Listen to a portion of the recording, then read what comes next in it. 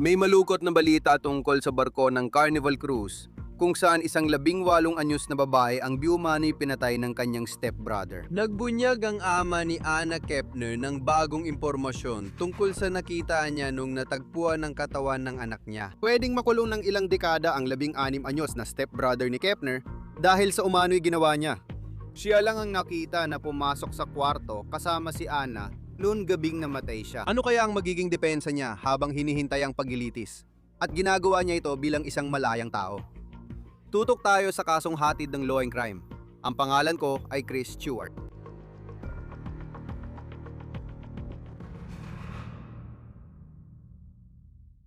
Uy mga kaibigan, sandali lang, gusto kong sabihin sa inyo ang tungkol sa app na ito, Upside, na nagbibigay sa inyo ng cashback sa mga araw-araw na binibili tulad ng gasolina, grocery at takeout. Ang kailangan mo lang gawin ay i-download ang Upside ng libre, kunin ang offer sa isa sa kanilang mahigit 100,000 na lokasyon. Pagkatapos ay magbayad ka gaya ng nakasanayan gamit ang iyong card. I-verify mo ang pagbili, tapos makakakuha ka ng pera pabalik. Ginagamit ko ito sa gasolina, ginagamit ko rin ito sa takeout.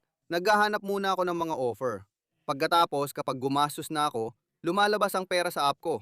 At direkta ko lang itong nililipat sa bangko ko. Karaniwang kumikita ng $254 kada taon ang madalas gumamit ng Upside. Para makakuha ng cashback, i-click ang link sa description o iscan ang QR code at gamitin ang promo code na OTC para sa dagdag na 25 sentimo bonus kada galon sa unang tangke ng gasolina.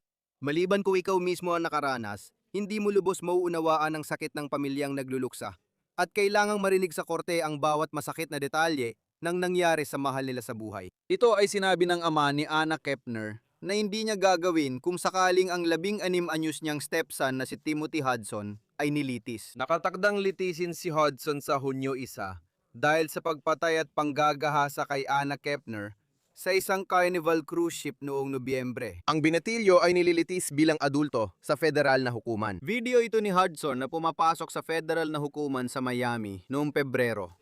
Menor de edad pa siya noon at may kasamang abogado. Ang video na ito ay mula sa WTVJ Television. Kahit may mabigat na paratang, pinayagan pa rin siyang manirahan kasamang mga kapamilya kaysa makulong bago ang paglilitis. Ngayon, tatalakayin natin kung bakit sinabi ni Christopher Kepner, ama ni Anna, na hindi siya dadalo sa paglilitis. Pag-uusapan din natin ang isa pang taong hindi dadalo sa courtroom at ang posibleng epekto nito sa depensa. Gusto ko ring talakayin paano tayo nakarating dito. Siguro kilala mo na si Anna Kepner at ang umano'y nangyari sa kanya. Isang senior sa high school mula Titusville, Florida. 3 oras silaga ng Miami. Noong Nobyembre, sumama si Kepner at ang pamilya niya sa isang cruise bilang pagdiriwang ng pagsasama-sama ng kanilang pinag-isang pamilya ayon sa kanyang mga lolo't lola sa ABC News. Ang ama ni Anna ay si Christopher Kepner at nagpakasal siya sa isang babaeng nagngangalang Chantel Hudson. Ina ni Timothy Hudson siya. May mabibigat na salita si Christopher Kepner para sa stepson niya na tatalakayin natin mamaya. Ang pamilya ay sakay ng isang Carnival cruise ship. Tinatawag itong Horizon. At ito ay isang cruise na tatagal ng halos 1 linggo.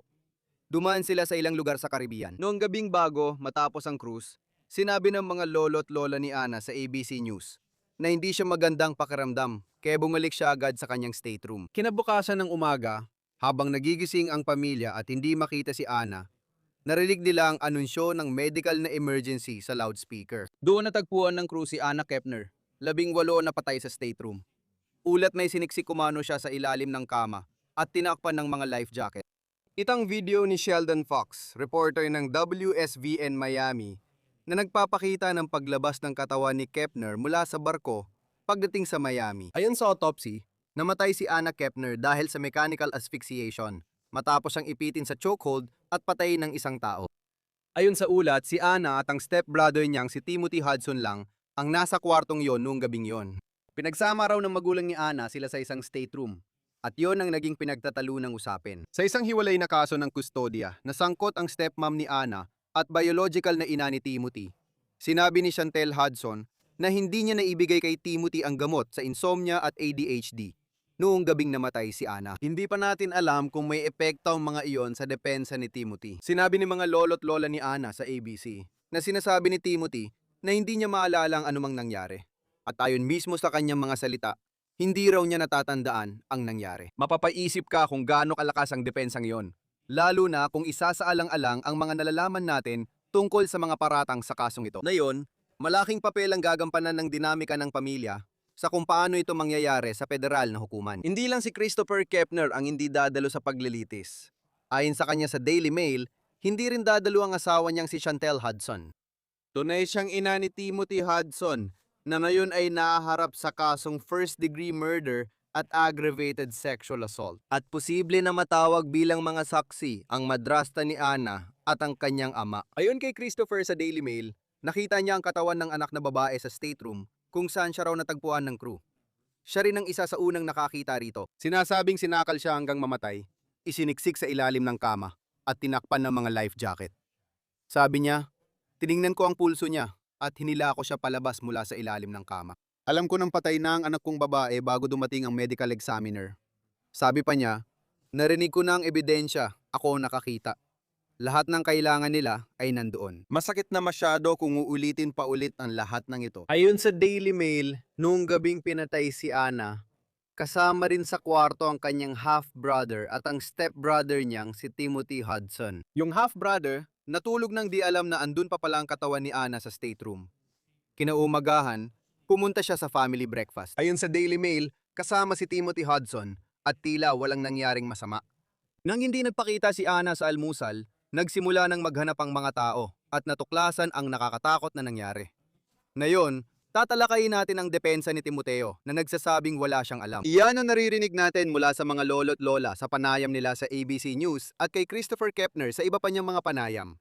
Sa naunang panayam, mabigat ang pahayag ni Christopher Kepner tungkol sa kanyang stepson. Noong nakaraang buwan, sinabi niya sa Daily Mail, gusto kong makita siya na naka-orange na jumpsuit. Pinag-aawayan bago ang paglilitis ang pananatili ni Timoteo sa bahay ng tiyuhin at pagsusuot ng GPS monitor. Pero hindi siya kailangang makulong kahit inaakusahan ng pagpatay. At pinalalang sexual na pag-atake sa stepsister. Dati, menor de edad siya nililitis, kaya may kondisyon sa pananatili sa bahay ng tiyuhin. Pero ngayon, bilang adulto na siya sa batas, nagbago na ang mga iyon. At sinabi ng mga taga-usig na gusto nilang mapanatili siya sa kustodya bago ang paglilitis. Isinulat nila sa isang motion at inuulit ko, siya ay isang panganib sa iba at dapat manatili sa kustodya bago ang paglilitis. Dagdag pa nila, walang kasiguraduhan. Walang kasiguraduhan sa kahit anong korte na sapat ang anumang kondisyon para mapigilan ng akusado na maging panganib sa iba. Ayon kay Christopher Kepner sa Daily Mail, hindi pa humihingi ng tawad si Timoteo sa nangyari sa kanyang anak. Sinabi rin niya na hindi na sila ng asawa niya nakipag-usap kay Timoteo mula nang tumira ito sa bahay ng tiyuhin niya noong Disyembre. Dahil dito, wala nang komunikasyon si Timoteo Hudson sa kanyang inang si Chantel Hudson. Ayon kay Christopher, panganib si Timoteo at dapat nasa kustodya. Narito ang alam natin sa ebidensiyang maaring maglagay kay Timoteo Hudson sa federal na kulungan ng ilang dekada. Noong Marso 10 naghay ng indictment ang pamahalang federal laban kay Timoteo Hudson. Kakabukas lang nito at ipinapakita na ang binata ay nahaharap sa kasong first-degree murder at pinalalang sexual na pang-aabuso. Ayon sa ulat, sinadyang at labag sa batas na gumawa at nagtangkang pumatay si Hudson. Sinadya, pinagplanuhan at malicious ang pagpatay kay AK na may paunang layuning pumatay. Ibig sabihin, pinlano niya raw ito ayon sa taga-usig, hindi biglaan. Ang ikalawang kaso ay pinalubang sexual na pang-aabuso. At sinasabi sa sakdal na si Hudson, ayon sa pagkakasabi ay sinadyang pinilit si AK na gumawa ng isang sexual na akto at ginawa ito sa pamamagitan ng dahas laban kay AK. Ang desisyon na kasuhan siya bilang isang adulto, nalitisin siya bilang adulto, ay naging opisyal noong ika-10 ng Abril. Marami sa mga dokumentong kaugnay sa kasong ito ay binuksan. Kaya nagkaroon tayo ng ideya sa mga hawak ng piskal bago ang paglilitis. Alam natin mula sa discovery filing na may ebidensya ang gobyerno na ibinigay ng mga federal na piskal sa depensa. Autopsy, litrato, x-ray, buong medical examiner report na may notes, at cellphone extraction ng isang tao. Pinaniniwalang yon ang cellphone ng ama ni Ana, si Christopher Kepner. May 4 na body camera video mula sa Miami-Dade Sheriff Department na gagamitin at mga timeline ng FBI na ginawa ng special agent na naka-assign sa kaso. Ayon sa ulat, gumamit ang awtoridad ng teknolohiyang 3D na rekonstruksyon ng pinangyarihan ng krimen para ipakita kung paano natagpuan ang katawan ni Kepner sa kabin. Nakatakdang humarap sa paglilitis si Timothy Hudson sa Hunyo 1. Sasamahan tayo ngayon ni dating Palm Beach County State Attorney Dave Ehrenberg para talakayin ang kasong ito. Laging masaya na makasama ka dito sa Law and Crime. Ako, si Chris Stewart. Alam ko na maaring may mosyong ihain para maantala ang paglilitis. Pero sa kalendaryo, Ano ang magtatakda kung yun nga ba talaga ang magiging petsa ng paglilitis ni Timothy Hudson? Depende kung iginiit niya ang karapatan niya sa mabilis na paglilitis. At sa ngayon, hindi pa niya isinusuko ang karapatang yon. Kaya nilang igiit na bilisan ang proseso at pilitin ang mga piskal na simulan ang paglilitis sa Hunyo 1. Pero hinala ko ay maantala rin ito sa kalaunan. Madalas namang nangyayari ang ganito. Alam mo yon, may itinakdang 2 o 3 linggong paglilitis. Simula Hunyo 1, sa tingin ko 2 linggo ang paglilitis dito. Hindi ko alam kung may high profile na kasundan nito. Kailangan makita ang hurado at maayos ang detalye. Kaya posibleng maantala ito. Si Christopher Kepner, ama ni Anna Kepner, hindi ko maisip ang pinagdadaanan ng isang magulang. Ang ibig kong sabihin, mga taong sasakay lang sa cruise at gusto ng pribadong pamumuhay. At ngayon, pinag-uusapan na ng lahat ang tungkol sa anak mong napatay sa cruise na ito. Sabi niya, hindi siya pupunta sa paglilitis. Suporta ng pamilya, alam mo, may epekto ba talaga yon sa kung paano maaring mangyari ang isang paglilitis?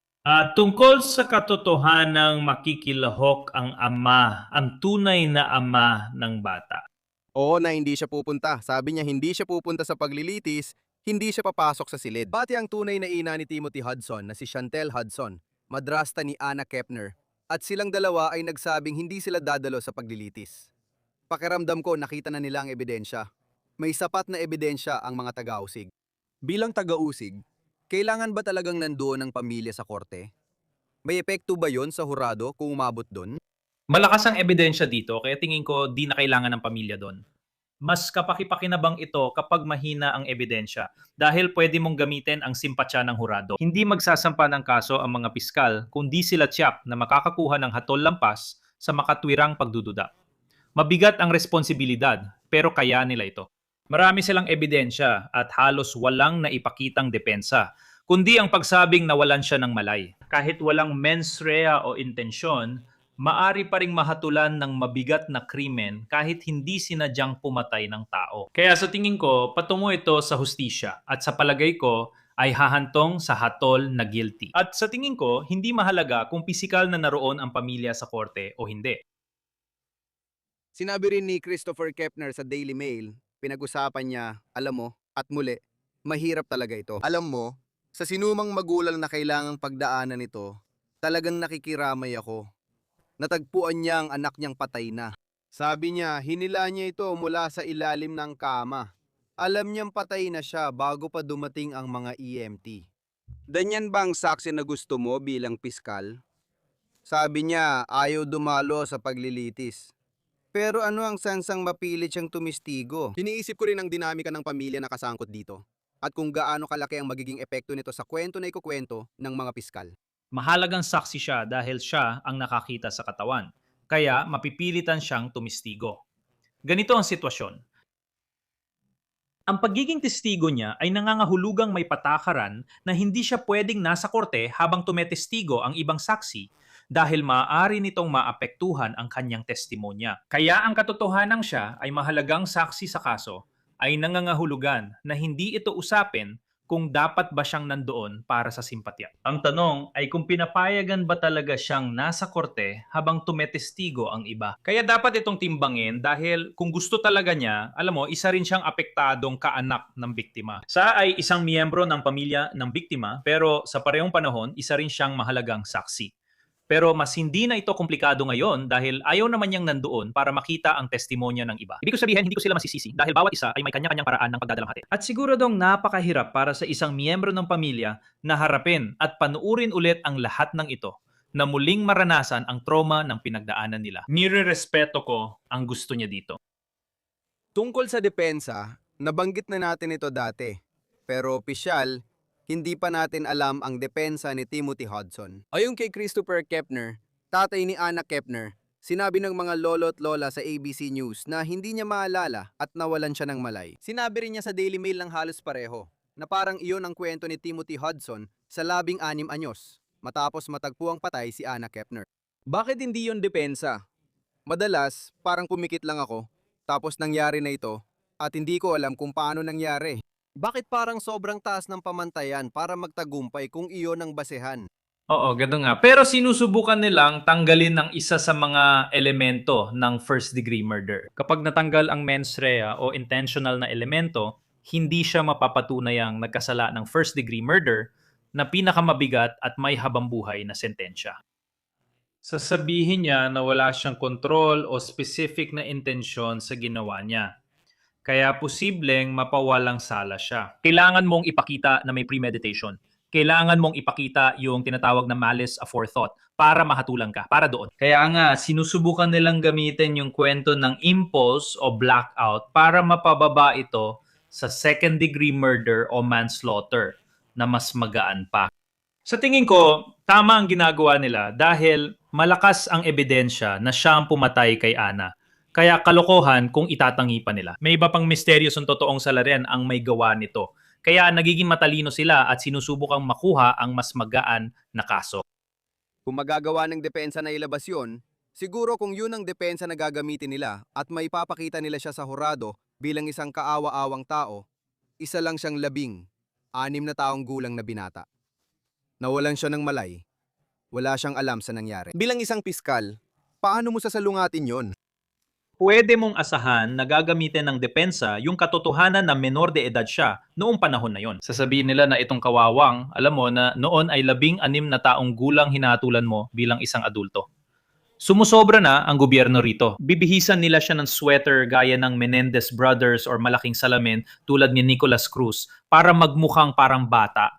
Sigurado ako mangyayari yon. Ngayon, bilang isang piskal, nakatuon ka sa ebidensya at sa katotohanan ito at sa katotohanan ang biktima mismo ay isang batang babae na hindi dapat nawala ang buhay sa ganitong paraan. At kung paano ito ay higit pa sa simpleng sitwasyon na nawalan lang siya ng malay, kundi may pagpaplano talaga. Ipinapakita nito na may paghahanda. Ipinapakita rin na may pagtatangkang umiwas sa pananagutan, umiwas sa pagkakaresto sa pamamagitan ng pagtatago ng bangkay at pagsisinungaling.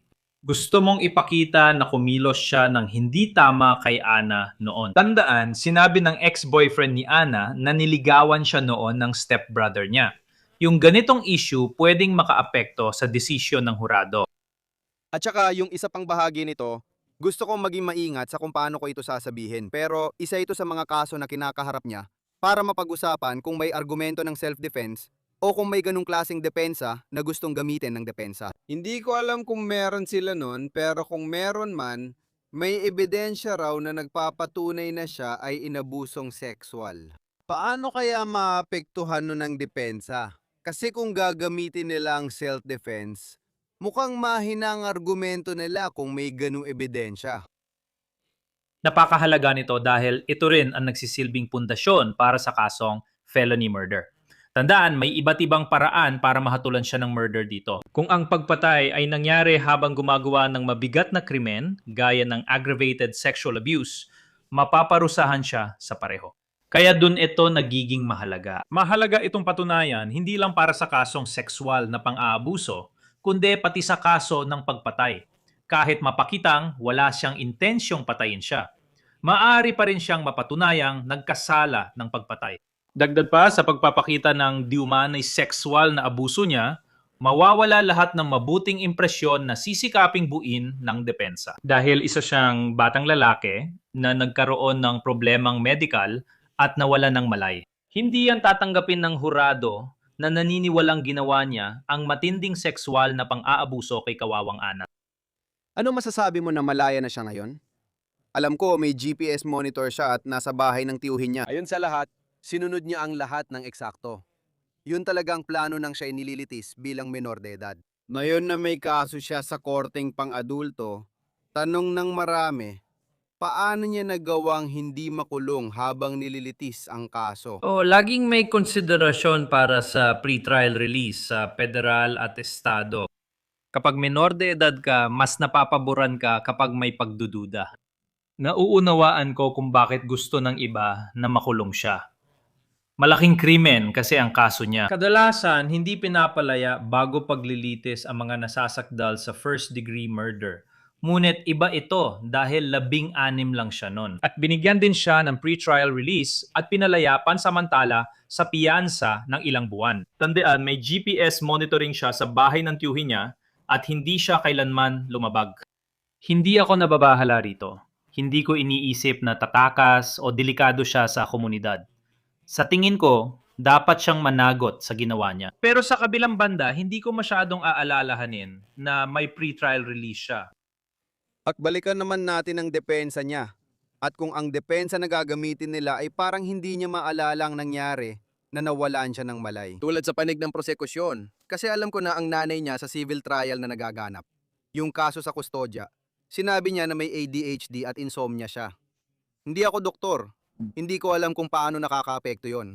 Kung makakaapekto ba sa tao na mawalan ng malay at hindi alam ang nangyari kung inaakusahan silang pumatay. Pero bilang prosecutor o depensa, kailangan ba talaga ng diagnosis para may basehan? Bukod sa simpleng pagsasabi ng, alam mo yon, hindi ko lang maalala ang nangyari. Testimonya ng eksperto yan, kaya maglalaban ng mga eksperto. Maaari itong lumikha ng makatwirang pagdududa kasi kung iba-iba ang sinasabi ng mga eksperto, paano malalaman ng hurado kung alin ang totoo? Kailangan mo ng kumpirmasyon at sapat na ebidensya para mapaniwala ang hurado na isa sa mga doktor ay lehitimo at ang isa ay hindi mapagkakatiwalaan. Bilang prosecutor, yan ang inaasahan mong mangyari. Ngayon, nakaka-interest na sinabi ng medical examiner na namatay siya dahil sinakal siya sa isang chokehold. Isang chokehold. Kaya kapag sinabi niyang nawalan ako ng malay at hindi ko maalala, may ipinapakitang intensyon kapag sinakal mo ang tao ng ganoon. Magkokontra na ngayon ang depensa. Magdadala sila ng eksperto para sabing lumampas lang ang laban, hindi ito sinadyang pagpatay. At kaya naman, palaging nauwi ito sa labanan ng mga eksperto. Sa totoo lang, dagdag ko lang, nung narinig ko ang paliwanag tungkol sa insomnia niya, naalala ko tuwing may sikat na tao na napapahamak at gumagawa ng kalokohan. Palagi nilang binabanggit yung sinasabi nila dehydration at kakulangan sa tulog or kung ano pa man. Sige. Sa tingin ko, alam na ng publiko ang ganitong palusot at hindi sila maniniwala dito. Oo, magiging interesante ito. Ibig kong sabihin, kapag umabot na sa puntong ito, sa usapin ng mga eksperto, at ibang kaso naman ito, pero naalala ko si Karen Reed, nagkaroon ng argumento nun kung siya ba ay isang eksperto sa kagat ng aso. Parang ito ba isang tao na dapat payagang magpatotoo? Paano kaya maapektuhan nito ang takbo ng lahat ng ito? Kung ang depensa ay magdadala ng mga eksperto, tapos sasabihin ng mga piskal na, para hindi ko talaga sa tingin na dapat payagan ng taong ito na magsalita sa harap ng hurado.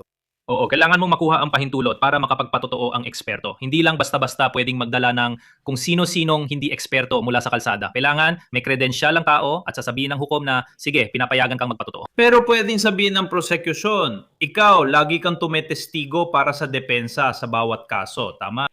Isang dang kaso, puro depensa, lagi mo ring inuulit ang parehong salita. Pwedeng mawalan ng kredibilidad ang eksperto dahil parang bayarang saksi lang siya, hindi objetibong medical na otoridad.